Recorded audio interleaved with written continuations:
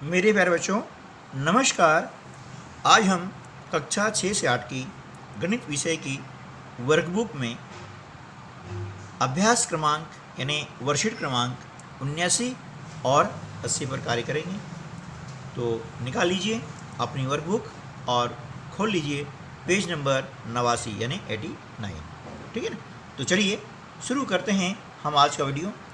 आज की वीडियो में हम जो है संख्याओं के पैटर्न के बारे में बात करेंगे, है ना।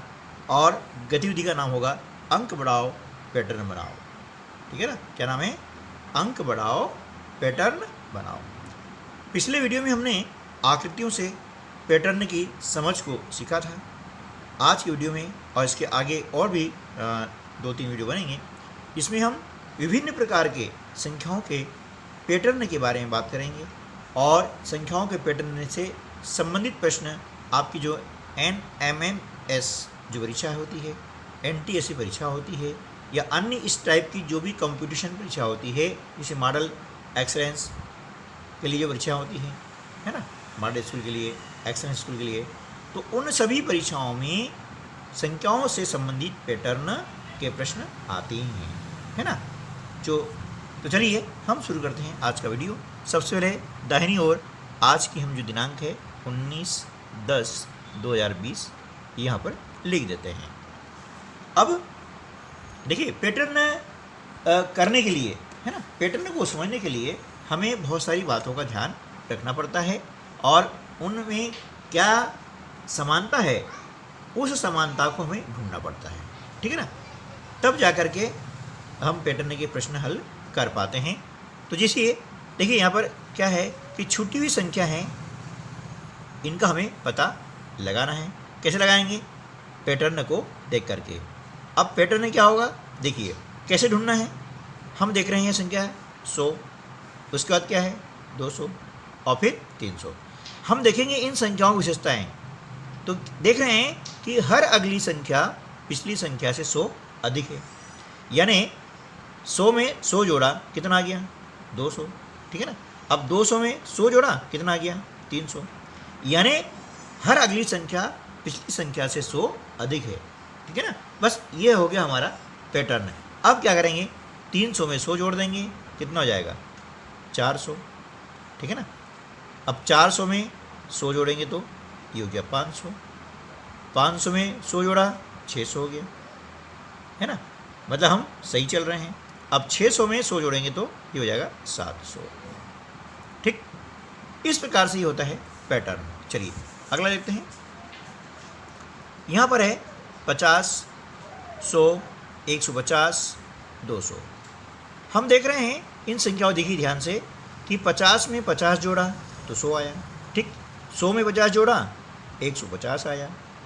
150 में 50 जोड़ा कितना आया 200, यानी हर अगली संख्या पिछली संख्या से 50 अधिक है। ठीक है ना। तो अब क्या करेंगे? 200 में हमने जोड़ा 50 तो कितना हो जाएगा 250। अब इसमें फिर 50 जोड़ेंगे, 250 में 50 जोड़ते हैं तो आता है 300। 300 में फिर हम 50 जोड़ेंगे तो हो जाएगा 350 और 350 में 50 फिर जोड़ते हैं तो आता है 400। ठीक है ना। इस प्रकार से आगे देखते हैं। 280, 260 और 240। अब देखिए 280 है, फिर कितना है 260 है, फिर कितना है 240 है। संख्याएं क्या हो रही है? कम होती जा रही है ना। कितनी कम होती जा रही है? तो हम देखेंगे 80 से 60 हुआ यानी 20 कम हुआ, 60 से 40 हुआ यानी 20 कम हुआ। तो अब यहाँ हमारा एक फार्मूला हो गया है कि हर अगली संख्या पिछली संख्या से 20 कम होती हुई जा रही है। तो क्या करेंगे हम? कम यानी घटाना, यानी 240 में से 20 घटा देंगे तो हो जाएगा 220। ठीक, अब 220 में से हमने 20 कम कर दिया, कितना हुआ 200। फिर 200 में से 20 कम करा, हो गया 180 और 180 में से 20 कम किया हो गया 160, है ना बेटा। तो ये हमारा कहलाता है पैटर्न और इस प्रकार से हमको यह ढूंढना पड़ता है ना। चलिए अगला देखते हैं। 125, ठीक है ना। फिर क्या आया 150, 175 और 200। अब इन संख्याओं को ध्यान से देखिए कि इन संख्याओं में क्या समानता है, इन्हें ये देखना है कितना अंतर है।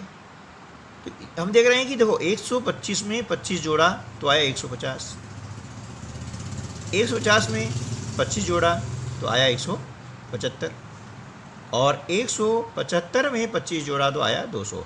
यानी इनमें हम देख रहे हैं कि हर अगली संख्या पिछली संख्या से 25 अधिक है। तो हम क्या करेंगे, 200 में 25 जोड़ देते हैं तो कितना आता है 225, ठीक है ना।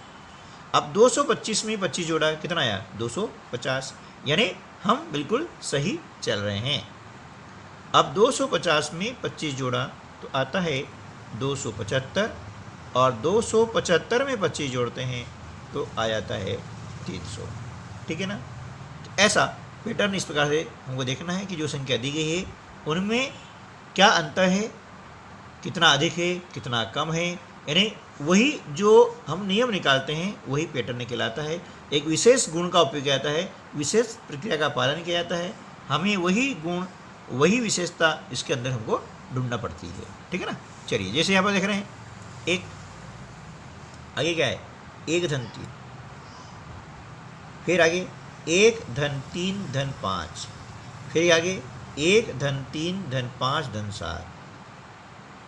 तो अब देखिए इसमें क्या देख रहे हैं, हम ये देख रहे हैं कि ये एक स्थिति आ गई है कि ये सभी विषम संख्याएं हैं। इसके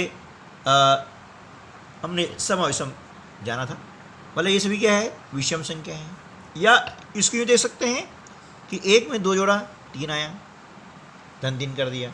इस प्रकार देख सकते हैं 3 में 2 जोड़ा कितना आया 5 आया, 5 में 2 जोड़ा कितना आया 7 आया। अब 7 में 2 जोड़ेंगे तो 9 आएगा। इस प्रकार से भी हम इसको हल कर सकते हैं। और दूसरी चीज़ ये आ गई है कि इसमें क्या है सभी विषम संख्या हैं और हर एक के आगे हम देख रहे हैं कि एक विषम संख्या बढ़ रही है।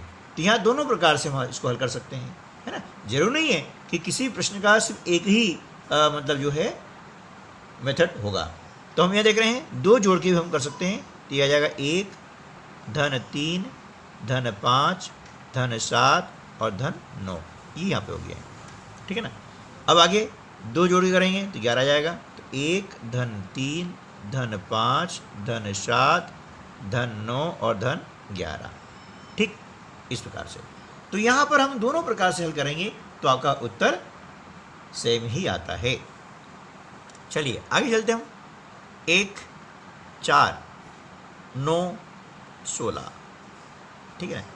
आप देखिए कि यहाँ पर हम देखा 1 और 4 आया, यानी 3 बड़े हैं, यहाँ 5 बड़े हैं और यहाँ 7 बड़े हैं, ठीक है ना। 1 बड़ा 3 बड़ा 1 लिखा है, 3 जोड़ा कितना हो गया 4, फिर 3 के बाद में क्या आया 5, ये विषम संख्या देख रहे हैं ना। 5 जोड़ा तो कितना आ गया 9, 9 ये अगली विषम संख्या जोड़ी हमने 7, कितना हो गया 16। अगली विषम संख्या क्या हो जाएगी 16 बाद में 9 आती ना, कितना आ जाएगा 25, ठीक है। 25 में फिर हम क्या जोड़ा अगली विषम संख्या 11, कितना हो गया 36 और 11 के अगले विषम संख्या हो गई 13, यानी इसमें जोड़ेंगे 13 तो हो जाएगा 49, ठीक है। अब एक तरीका ये हो गया है। दूसरा तरीका, अब चूंकि आपने अभी तक वर्ग सीखा नहीं है ना, यदि आपको वर्ग करना आता है तो हम वर्ग के द्वारा भी उसको देख सकते हैं कि यहाँ 1 का वर्ग है, ये 2 का वर्ग है, यह 3 का वर्ग है, ये 4 का वर्ग, यह 5 का वर्ग, यह 6 का वर्ग और ये 7 का वर्ग, है ना। यदि आपको वर्ग आता है तो हम वर्ग के नियम से भी इस प्रकार के पैटर्न को पूर्ण कर सकते हैं। और यदि वर्ग आपको नहीं आता है तो जैसे हमने देखा कि विषम संख्याओं को जोड़कर भी हम इस पैटर्न को पूर्ण कर सकते हैं।